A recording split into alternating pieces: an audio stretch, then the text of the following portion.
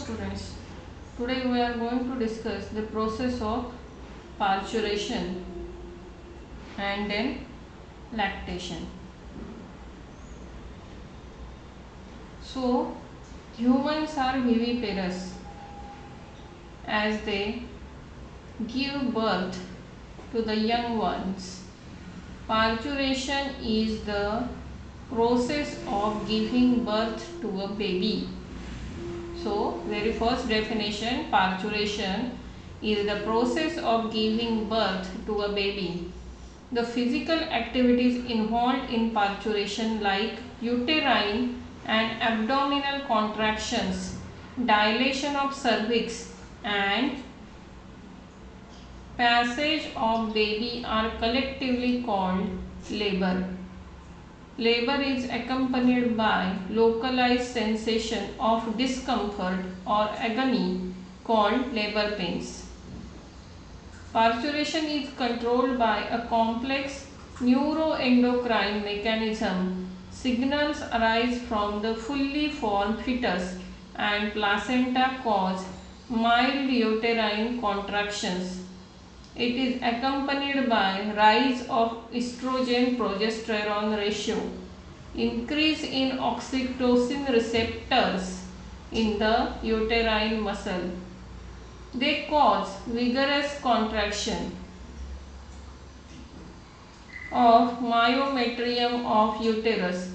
At the end of pregnancy, the fully developed fetus gives signal for the uterine contraction by secreting adrenocorticotropic hormone. Remember the name of hormone, adrenocorticotropic hormone, ACTH, from pituitary and corticosteroids from adrenal glands.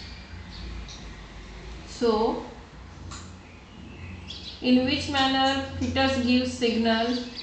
So, the fully developed fetus gives signal for the uterine contractions by secreting adrenocorticotropic hormone ACTH from pituitary and corticosteroids from adrenal gland.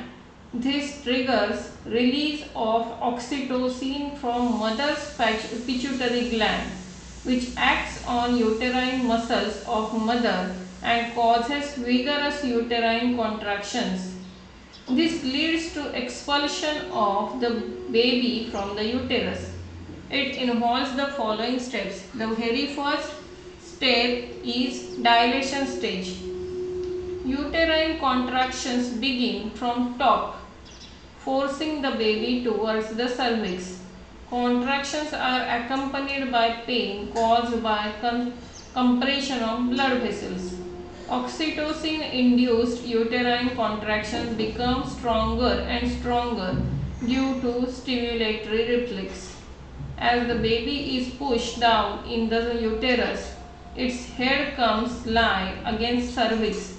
Cervix gets dilated and vagina also shows similar dilation. This stage of labor can normally last up to few hours. It ends in rupturing amniotic membrane of fetus.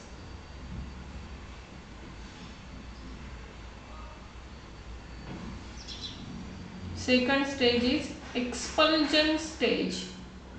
The uterine and abdominal contraction becomes stronger.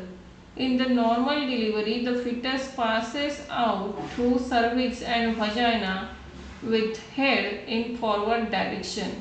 It takes 20 to 60 minutes.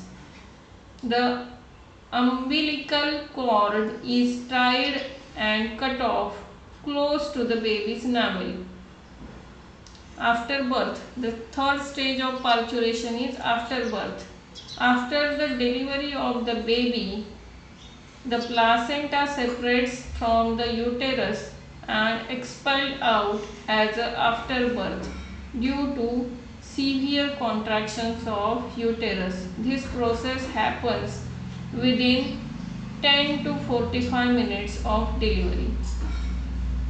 The next process is lactation. The mammary glands of the female start producing milk at the end of pregnancy by the process of lactation.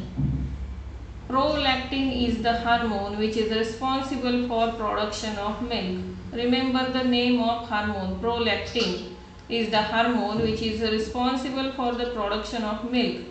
Lactation helps the mother in feeding the newborn baby.